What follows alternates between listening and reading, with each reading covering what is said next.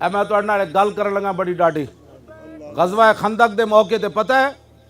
نبی علیہ السلام ایک ٹائم ایک صحابی نو ادھی کھجور دیندے سن ایک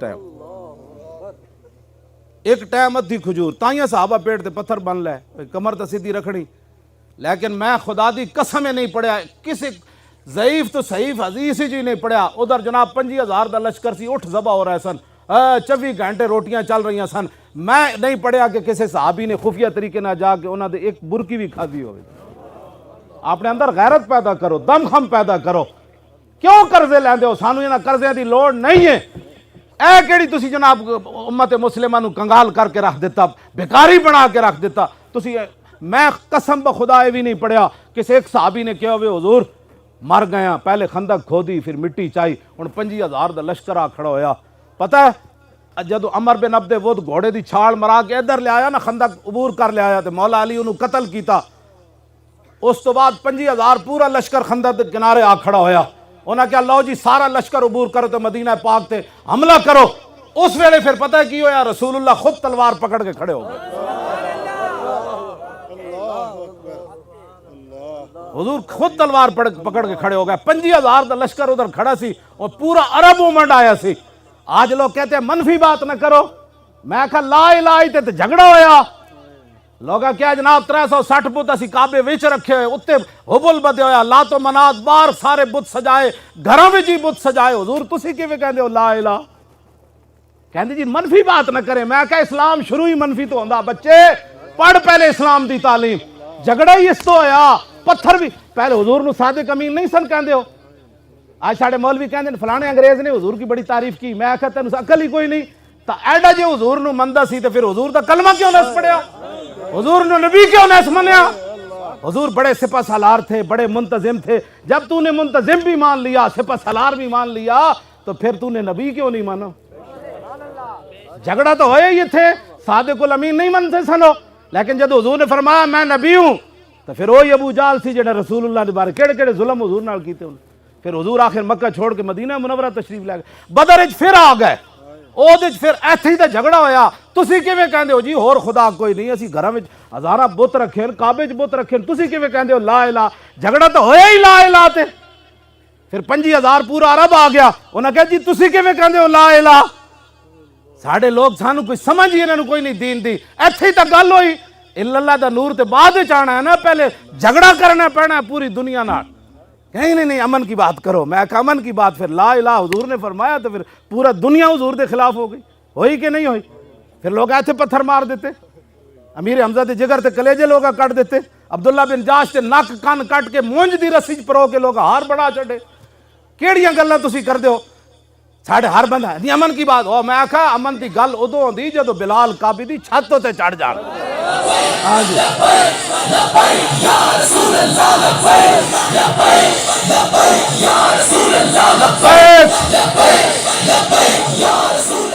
تیری میری نماز ستیاں قضا ہوندی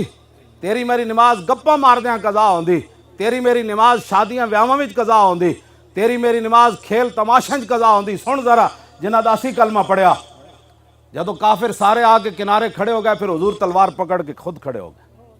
لہو ہمم لا منتہا لکبائرہا وہمتہ الصغریٰ جل من الدہر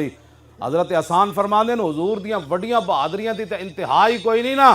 جی تو سب تو اے میں ویسے صغریٰ دا معنی ہی چھوٹا ہے میں ویسے حضور دے بارے لفظ استعمال نہیں لیکن ہے تے صغریٰ دا ہی لفظ ہن پھر میں یہ ترجمہ اور کی کر سکنا ورنہ میری زبان ہے میں یہ ترجمے کد نہیں کیتے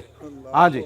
ہے صغریٰ دا لفظ وہمتہ الصغریٰ اجل من الدہر حضرت حسان فرمانے لہو ہمم لا منتہا لکبائرہا حضور دی جنیا بہادری تے شجاعت تے دبدبا تے روب جڑا اللہ نے اپنے حبیب نو عطا فرمایا نا وڈا تے انتہائی کوئی نہیں جیڑی تو سمجھے نا چھوٹی آپ دی ہمت ہے وہ اس طرح کہ ساری دنیا حضور دے مقابلے کھڑی ہو جائے حضور تنہا بھی کھڑے ہون تو پوری دنیا حضور دا مقابلہ نہیں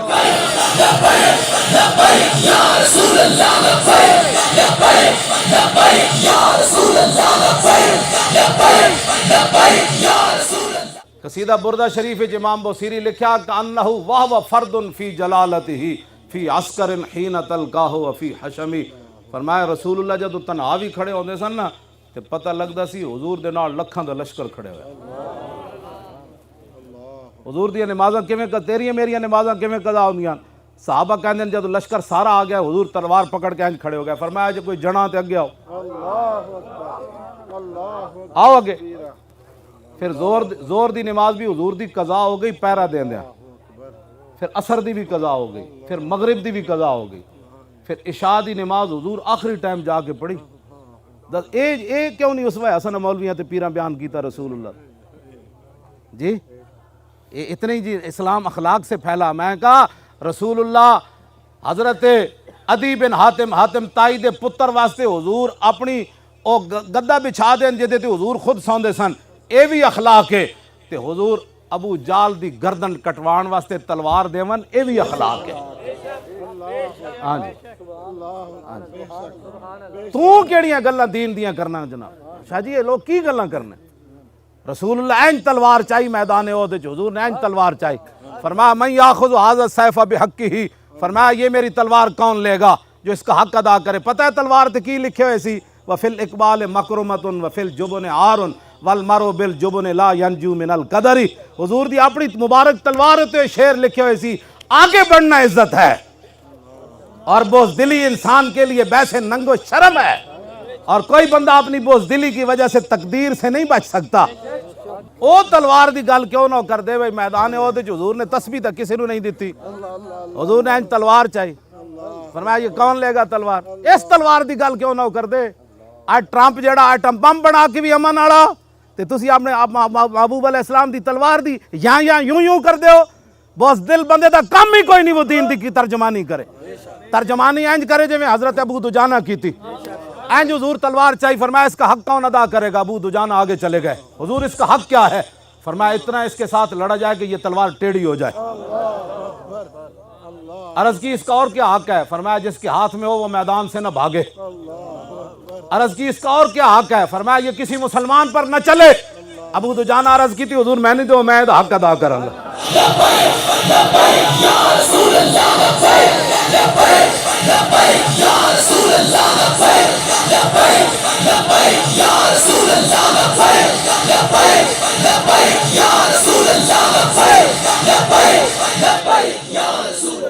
تسی ذرا انداز دیکھو، ابو دجانہ جب حضور کو تلوار لئی نا تو پھر این چلے، انا الذی عاہدنی خلیلی ونحن بالصفق لدى النخیل اللہ کو مدہر فی الکیولی اضرب بسیف اللہ والرسول۔ این چلے، این کر کے چلے۔ فلما راہ النبی صلی اللہ تعالی علیہ وسلم حین یتبختر فقال ھذی انا لمشیۃ یبغض اللہ تعالی الا فی ھذا الموطن۔ حضور نے فرمایا یہ چال اللہ کو بڑی ناپسند ہے، یہ چال یہ بڑی ناپسند ہے، یبغضو یہ مبغوض چال ہے، اللہ اس پر غضب کرتا ہے جو آدمی ایسے چلتا ہے، یہ بڑی مبغوض ترین ہے۔ کیوں جی؟ لیکن اللہ فی ھذا الموطن، فرمایا میرے دشمنوں کے سامنے یہ چال پسند ہے اللہ کو۔ جب یہ چال پسند ہے تو میں مولی خادم بڑی سخت بات کرتا ہے، میں کہ چلے آؤ گل ہے انجے۔ جدوں حضور حدیبیہ دے مقام تو روک دیتا نا مشرکین نے، تسی عمرہ نہیں کر سکتے، دوسرے سال انہاں کیا تسی آ جانا۔ جدوں دوسرے سال رسول اللہ تشریف لے گئے تو حضور اونٹنی اتے سوار، حضرت عبداللہ بن رواح درباری شاعر اونٹنی دی نکیل پکڑی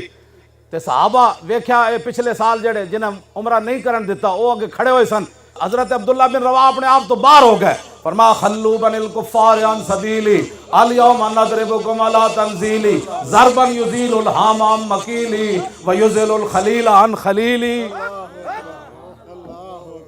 حضور دے دشمنوں نے ویکھ کے ان کو امن یاد آتا ہے۔ عبداللہ بن رواح درباری شاعر